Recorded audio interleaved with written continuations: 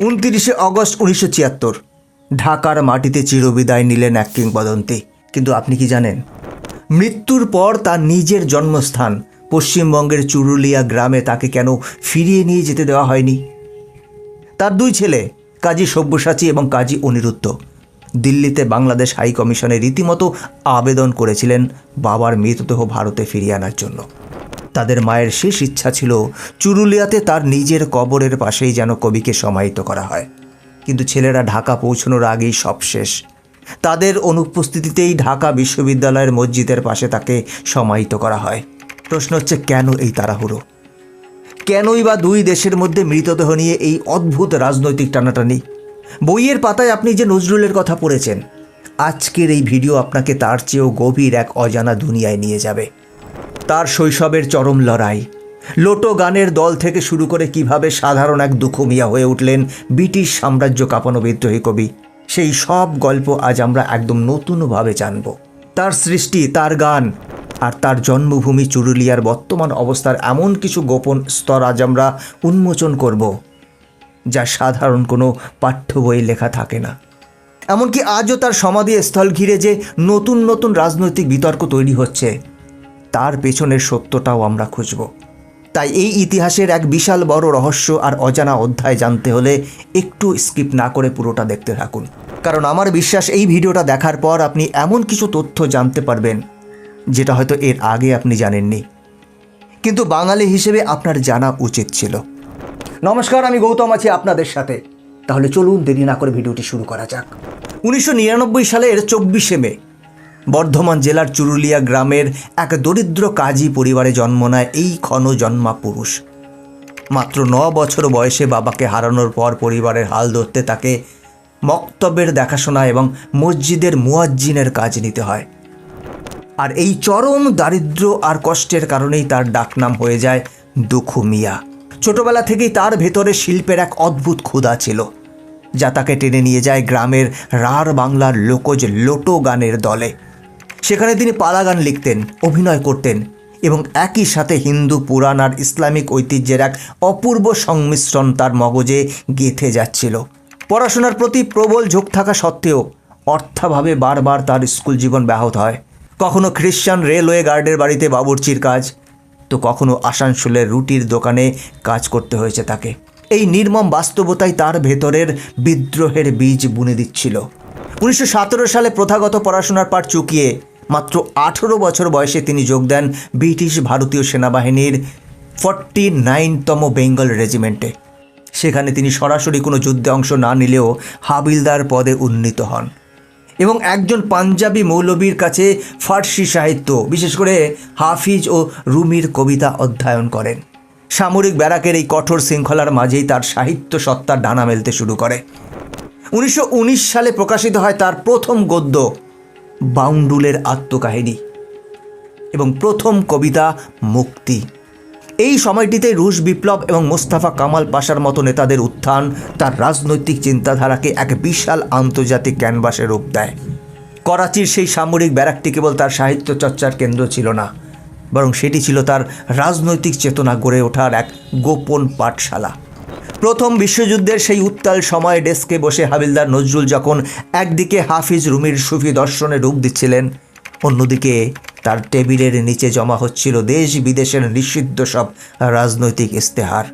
ব্যারাকে বসেই তিনি গভীরভাবে পর্যবেক্ষণ করছিলেন ভারতীয় স্বাধীনতা সংগ্রাম এবং খেলাফত আন্দোলনের গতি প্রকৃতি।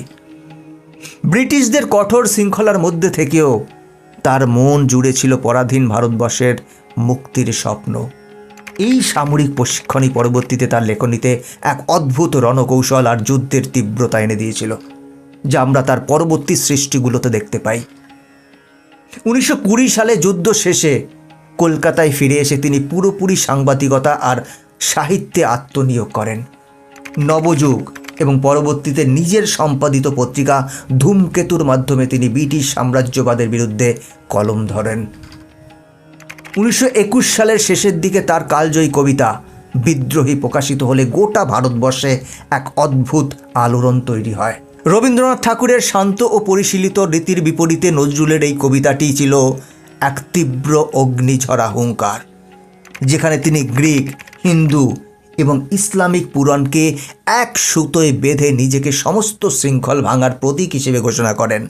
রাতারাতি তিনি পরিচিত হয়ে ওঠেন বিদ্রোহী কবি হিসেবে।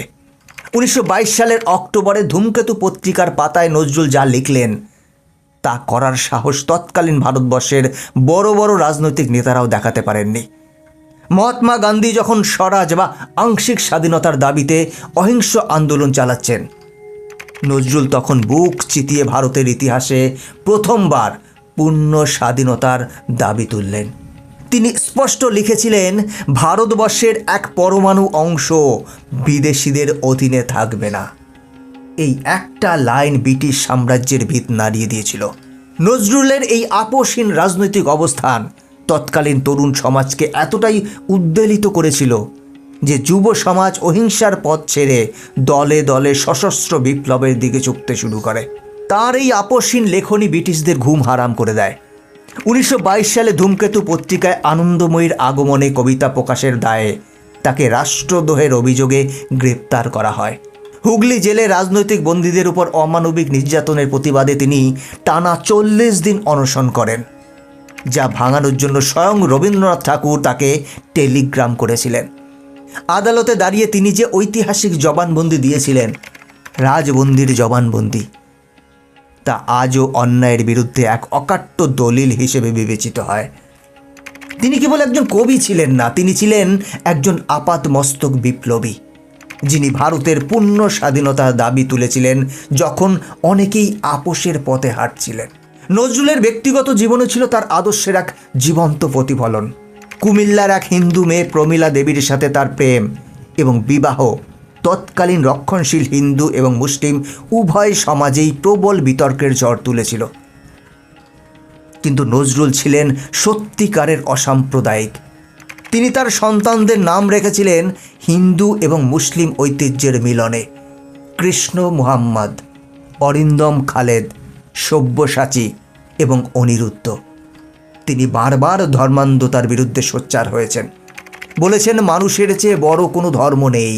তার এই দৃষ্টিভঙ্গির কারণে তাকে অনেক সময় কট্টরপন্থীদের কাছে কাফের ফতোয়াও শুনতে হয়েছে।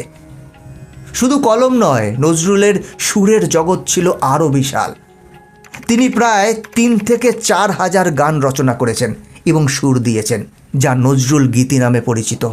তিনি প্রথম বাংলা ভাষায় গজল প্রবর্তন করেন এবং একই অসামান্য দক্ষতায় শ্যামাসঙ্গীত, ভজন, কীর্তন থেকে শুরু করে ইসলামিক হামদ এবং নাত রচনা করেন, যা বাংলার লোকজ সুরের সাথে উচ্চাঙ্গ সঙ্গীতের এক অদ্ভুত মেলবন্ধন তৈরি করেছিল।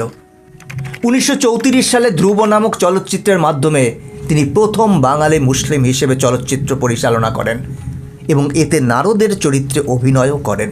গ্রামোফোন কোম্পানি HMV এবং কলকাতা রেডিওতে তার কাজ বাংলা সঙ্গীতকে এক নতুন উচ্চতায় নিয়ে গিয়েছিল। কলকাতার গ্রামোফোন কোম্পানি HMVর দিনগুলোর কথা ভাবলে আজও অবাক হতে হয়। তখনকার দিনে নজরুল ছিলেন এক জ্বলন্ত গানের কারখানা। রেকর্ডিং স্টুডিওর এক কোনায় বসে তিনি পান চিবোতেন আর চোখের পলকে একটার পর একটা গান লিখে সুর বেঁধে ফেলতেন। তৎকালীন বিখ্যাত সব গায়কেরা তার ঘরের বাইরে ঘন্টার পর ঘন্টা অপেক্ষা করতেন শুধু একটি নতুন গানের জন্য। তিনি শুধু গান লিখতেনই না, কানন দেবী বা কে মল্লিকের মতো কিংবদন্তি শিল্পীদের নিজে স্টুডিওতে বসিয়ে গান শেখাতেন। প্রতিদিন সকালে যে মানুষটি লিখতেন এক বুক ব্যাকুলতা নিয়ে শ্যামাসঙ্গীত, সেই মানুষটি আবার বিকেলে লিখতেন খাঁটি ইসলামিক গজল। সুরের এই অবিশ্বাস্য বৈচিত্র্যই তাকে সে যুগের সবচেয়ে দামি এবং জনপ্রিয় সুরকার করে তুলেছিল। কিন্তু ভাগ্যের নির্মম পরিহাসে এই উদ্দাম জীবন খুব দ্রুতই অন্ধকারে তলিয়ে যায়। 1939 সালে স্ত্রী প্রমীলা পক্ষাঘাতগ্রস্ত হয়ে শয্যাশায়ী হন, আর তার চিকিৎসার খরচ জোগাতে নজরুলকে অমানসিক পরিশ্রম করতে হয়। নিজের গানের সত্য পর্যন্ত তাকে বিক্রি করে দিতে হয়েছিল। 1942 সালে মাত্র 43 বছর বয়সে তিনি এক অজানা স্নায়বিক রোগে আক্রান্ত হয়ে চিরতরে নিজের বাকশক্তি এবং স্মৃতি হারিয়ে ফেলেন। ভিয়েনায় ডক্টর হ্যান্স হফের কাছে পরীক্ষার পরে জানা যায় এটি এক নিরাময়যোগ্য রোগ, পিক্স ডিজিজ। এর পরের 34টি বছর এই চির বিদ্রোহী মানুষটি এক নিদারুণ নির্বাক জীবনযাপন করেন। বাকশক্তি হারানোর পর কবির জীবনটা হয়ে উঠেছিল এক জীবন্ত লাশের মতো। যে কবি একদিন কলকাতার রাস্তায় অন্যায়ের বিরুদ্ধে গর্জে উঠতেন, যার এক একটা গানে হাজার হাজার মানুষ রাস্তায় নেমে আসত, সেই মানুষটি জীবনের শেষ দিনগুলোতে জানালার বাইরে তাকিয়ে নির্বাক হয়ে বসে থাকতেন। কলকাতার লুম্বিনী পার্ক থেকে শুরু করে রাঁচির মানসিক হসপিটাল, সব জায়গায় তাকে নিয়ে যাওয়া হয়েছিল এক চিলতে স্মৃতির খোঁজে। কিন্তু ততদিনে অনেক দেরি হয়ে গেছে। চিকিৎসকেরা জানিয়েছিলেন কবির মস্তিষ্কের ফ্রন্টাল লোব পুরোপুরি শুকিয়ে গেছে। এই দীর্ঘ 34 বছর ধরে নিজের সৃষ্টির এই চরম বিপর্যয়কে নীরবে সহ্য করা যে কতটা বড় মানসিক যন্ত্রণা, তা হয়তো কোনো শব্দের পরিমাপে বোঝানো সম্ভব নয়। কবির জীবনাবসানের পর তার সৃষ্টিকর্ম, তার উত্তরাধিকার নিয়ে শুরু হয় আরেক টানাপোড়েন। জন্মস্থান চুরুলিয়ায় তার পৈতৃক ভিটে আজ অনেকটা অবহেলিত। বর্তমান প্রজন্মের অনেকেই তার গান বা তার আদর্শ সম্পর্কে বিস্তারিত জানেনই না। এটা আমাদের দুর্ভাগ্য।